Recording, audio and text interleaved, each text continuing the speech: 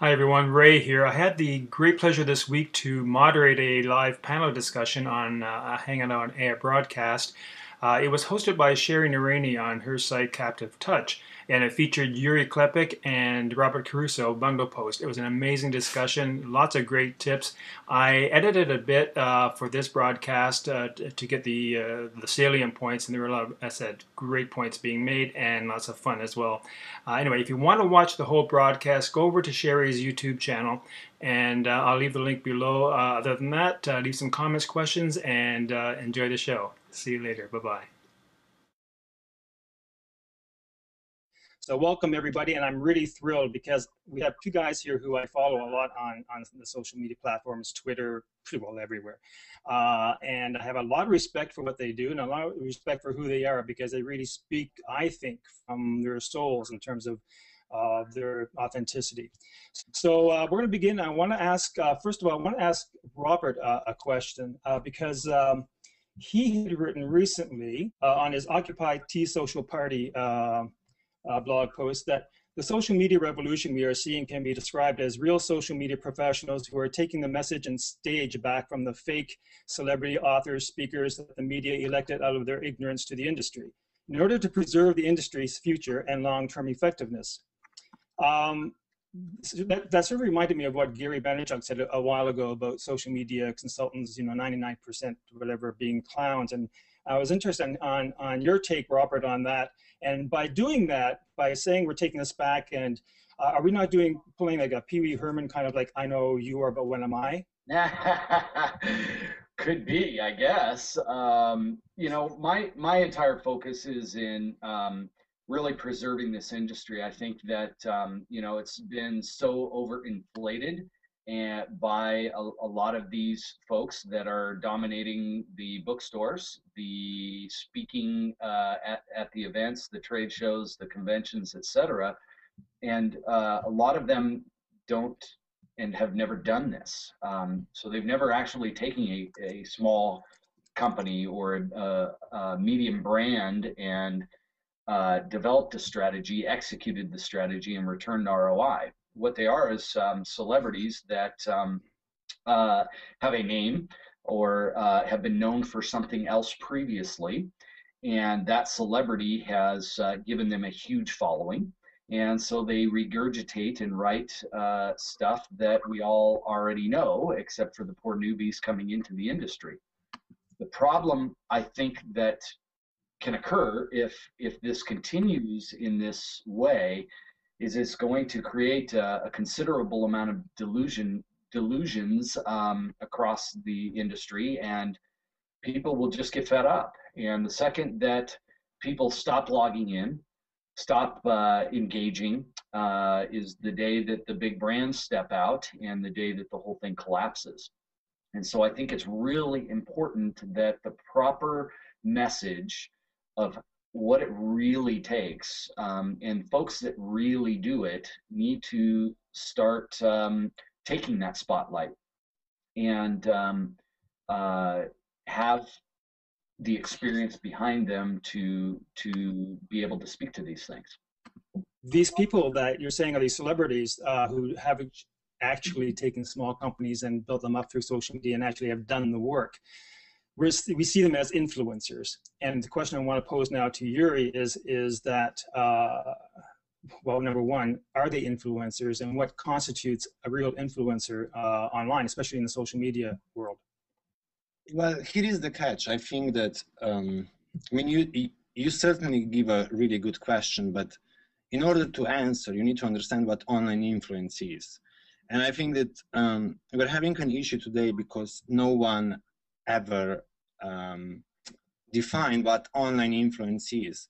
We know what influence is in offline world. Influence is power to sway, and in online worlds every day, or in online world every day, somebody comes and tells us something new what online influence is. So, for example, Cloud is saying that online influence is ability to drive actions, which I would agree to some extent, because actions are the indicators of changing the behavior.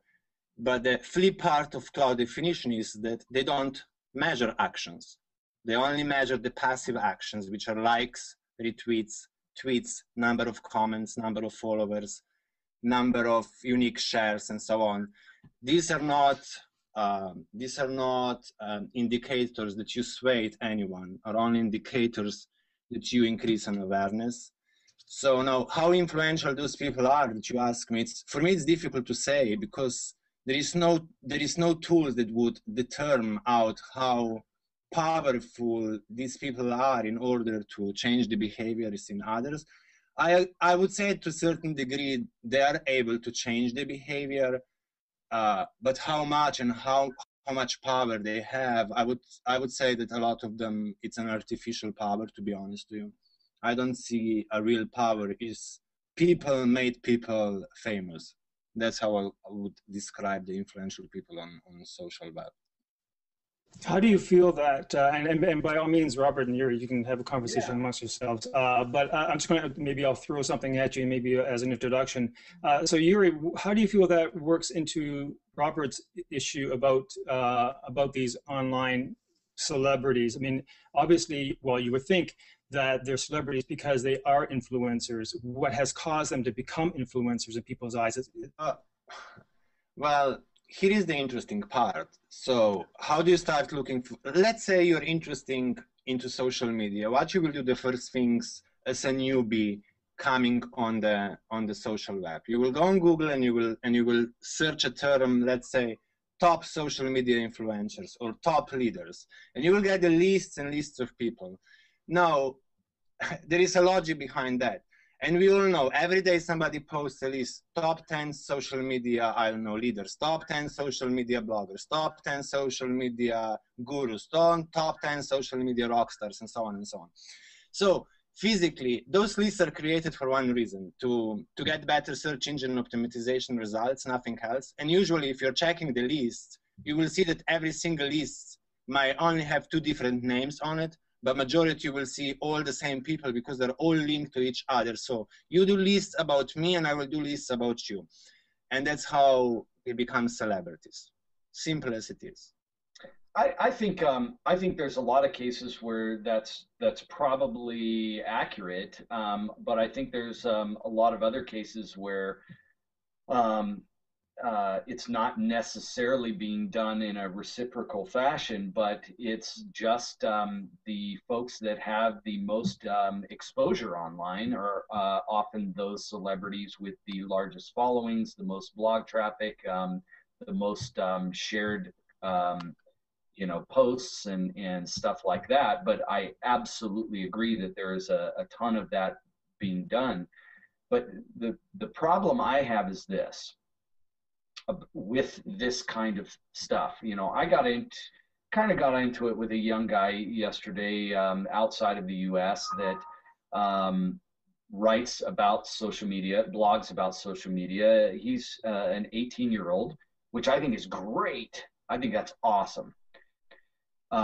Unfortunately, he's writing blog posts telling people what to do and what not to do to be effective in social media.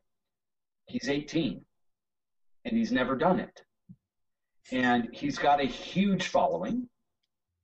He's got more followers, for example, on Twitter than I do. And they're all real. It's not that he's buying fake followers. The problem is he's an exceptional internet marketer and blogger. He's not a social media professional. And the problem that we have in this industry right now is basically if you can out-market somebody else or out-blog somebody else, then you will be perceived as, rightly or wrongly, as somebody that has some authority. So that, in my opinion, that's a problem, because guess what? I'm not going to write a blog post every day.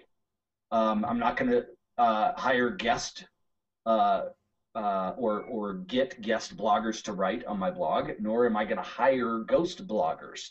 Everything I write is mine. It comes from me, and it's good. Or I feel comfortable that what I'm putting out is real. It's based on experience and so on. It's not just to create blog traffic so I can make ad revenue and or sell my book. And that's kind of the state where we're at right now, I think, in this industry. You also need to ask yourself, like a lot of bloggers, yes, I agree with you, they write a post on how to.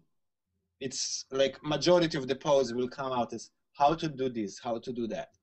Now, first things that I look in every bloggers when I go on when I discover a new blogger is how many affiliative links that person have on his blog.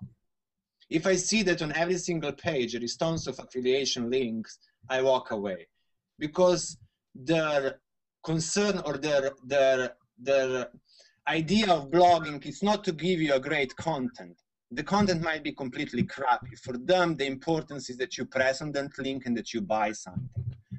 And that's why they create so many how-to, because majority of the people, when we have an issue, we go on, or when we are looking for a solution, we will go on Google and we will say how to do this or how to do that. And we will end up majority on the blog posts.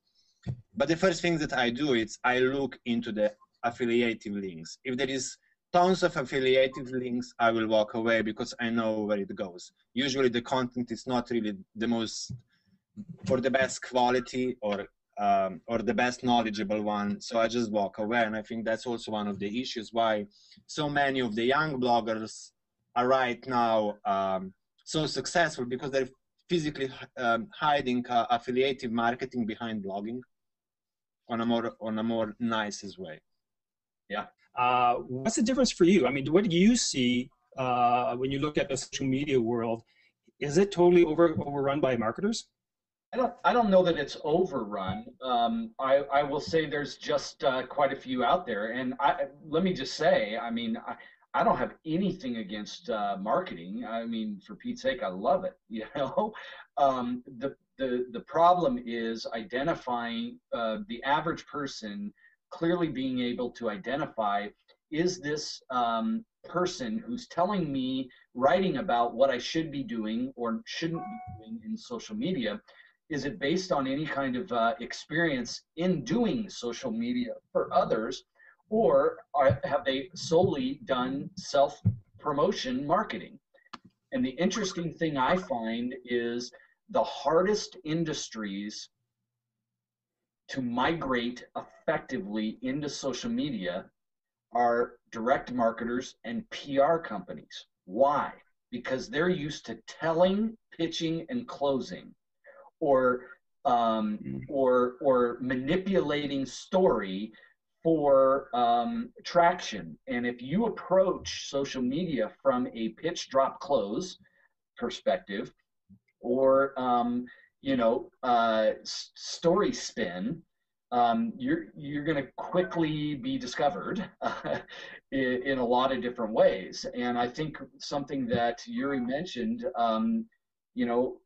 for Pete's sake, when you're reading somebody's article on their blog, and there's affiliate links or there's ads for various stuff that is not theirs, and they've never really done it, that should just be a clear red flag to you that they're a professional marketer marketing themselves exclusively for traffic, and traffic is where they make their money.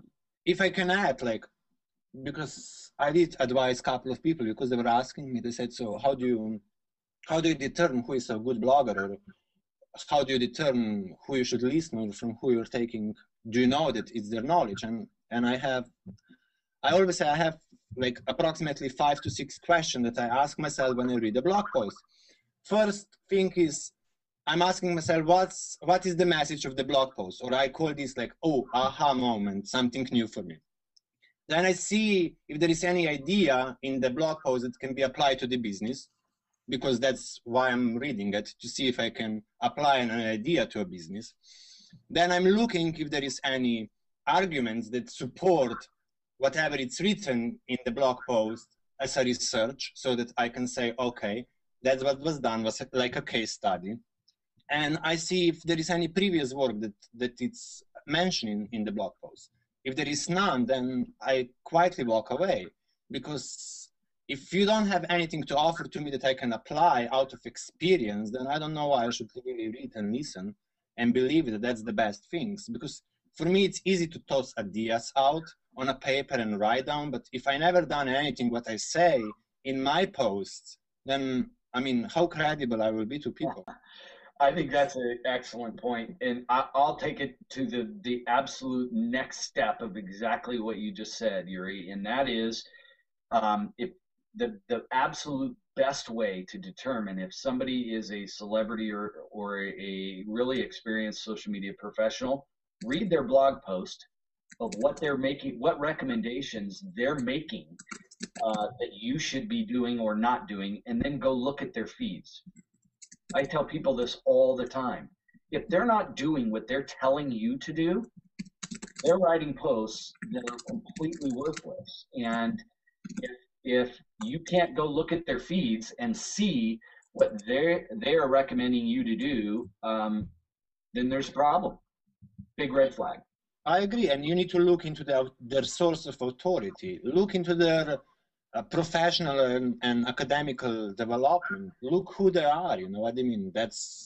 I don't go on the blog post that they don't have about me page and at least something that I can read for who they work or with who they worked in the past.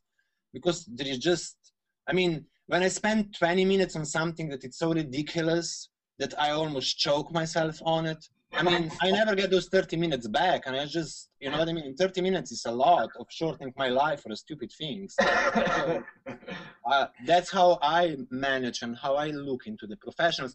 And I'm not saying there are no professionals out there. There are some excellent bloggers out there.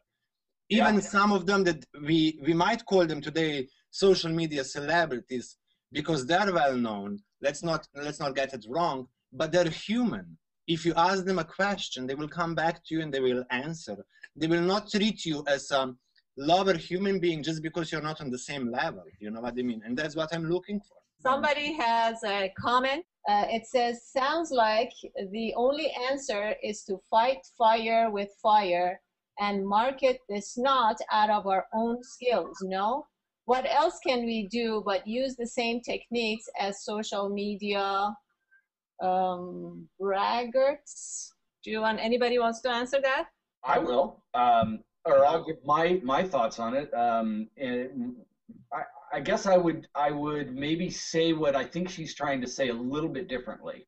So it's incumbent upon us as the social media professionals that do it and have done it and are real and are doing it on a daily basis to change the messaging. So we've got to beat this drum. We've got to change the mindset of the industry from bottom up.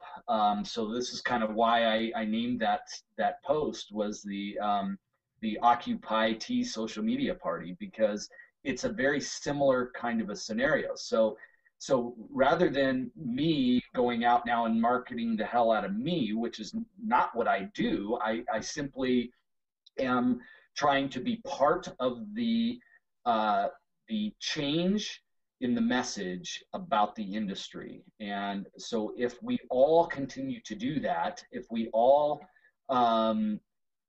stop giving clout with a C to these folks that are just affiliate marketers or blog marketers, etc., then the whole sense will shift in the industry to be looking for the folks that are actually on the ground really doing it.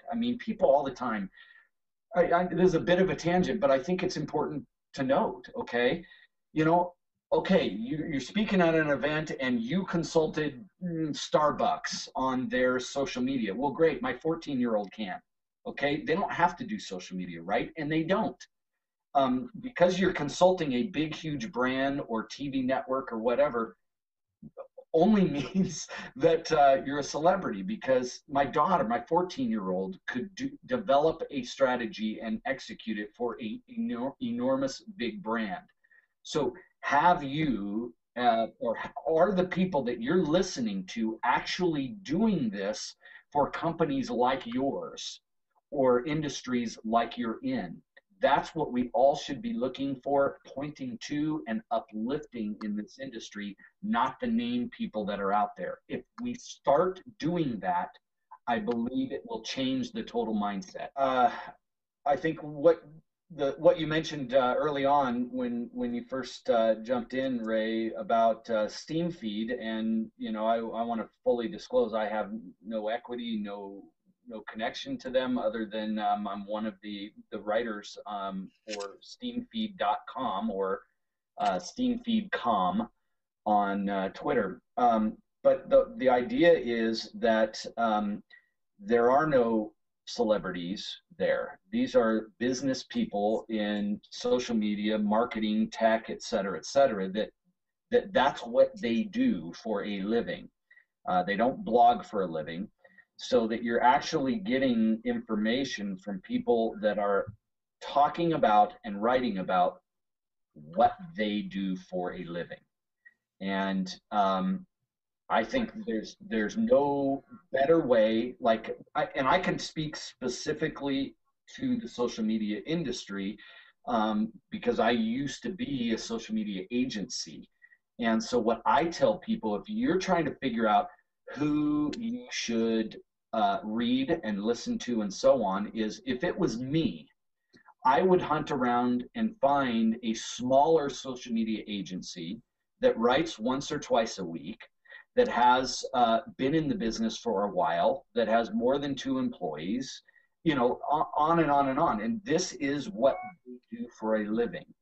And when you can look at their feeds of that small social media agency and it matches what they're writing about for themselves, meaning they have a social media strategy for themselves, and it's not just talking with peers and competitors about social media, but they're actually driving revenue from their social media efforts within social media. That's the person, that's the company, that's the blog that if you want to learn social media done right, that's who you read, in my opinion.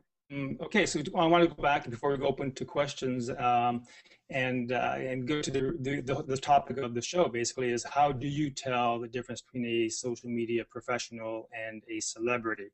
Can they both exist within the same person? And I'll throw that to whoever. Sure, I think they can. I think I said this I think publicly the other day for the first time, but I think probably the closest, and I've never talked to the individual myself personally, but probably the closest person that I can think of that, at least from what I've seen, and Yuri, you might completely disagree, I don't know, but the closest person I could say that closely embodies a combination of celebrity and professional would be Mari Smith. So from what I can see at this point, and I don't spend a lot of time, vetting that, but just from what I've seen, she appears to be for real.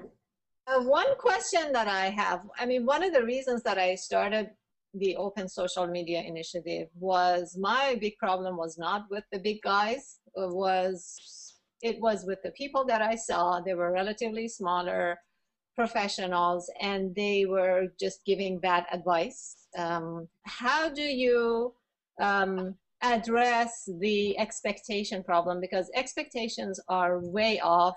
People don't have a good understanding of what it takes to really succeed in social media. They don't understand it takes time.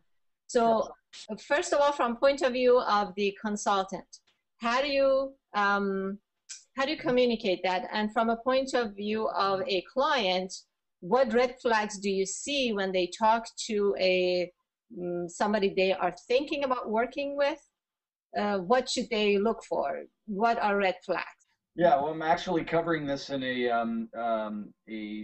teaching series with a bunch of social media agencies right now. So I think it's the timing's really good because it's really on top of my mind. So first of all, I never would have the client set expectations. You have to set the expectations and the understanding for the client of what they can expect and all of that. So, so you should already be coming in with what understanding what their needs are, where they stand today, and where they need to get. So there certainly should be an understanding there.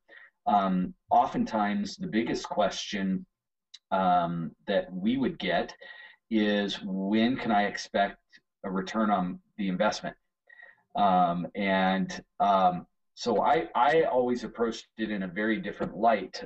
I would first do the work of explaining to them conceptually that social media is a marathon and not a sprint. Liken it more to a relationship rather than a hit and run. So it's a marathon. And so by laying the groundwork that, okay, you're asking me about ROI, you understand that this is a marathon, not a sprint, but you don't own shoes, haven't stretched, aren't training, and don't even have a coach. We have a lot of work to do to not only get you in the race, but get you running professional times that will result in some return. But there's a lot of work that has to be done first. So that's, if it's a brand new client, that's the first thing I would do in expectation role is, hang on a second here. Before we can start talking about ROI, let's first frame where you're sitting in this marathon. By the way, the gun went off 4 years ago. Your competitors are already in the race. Your fans are standing on the sideline cheering for you, but you're not even there. And you're asking me about ROI on day one. Okay, well, why don't we get in the gym and let's get some work done first so that you can breathe and actually make it through, a half a mile, let alone the marathon. So I approached it in a very, very different way, and that conceptually helped them understand. I also frequently caution agencies that I consult or train on being a social media agency is be careful to under promise and over deliver. So always exaggerate timeframes and be very conservative on your projections, and that way that you're always exceeding what those expectations were laid out originally. First things that I do, I ask the clients and I say, tell me why. Why do you think you need to be on social media? Because I want to see what their objectives are. You know what I mean? What they really expect from social media. So, and then the next thing is, if they come to me and say, oh, I need 10,000 followers in next 2 weeks, I certainly tell them, thank you, but we do not offer that kind of services. Especially with the clients, and I will take a bit back, because sometimes we judge clients completely from the wrong perspective. We should educate them. You know what I mean? They don't know that buying followers, it's a bad thing. I'm sorry to say that, but majority, they don't. They say, oh, it's not good. I heard that it's good. You know what I mean? So when you educate them and tell them what they really get, you know what I mean?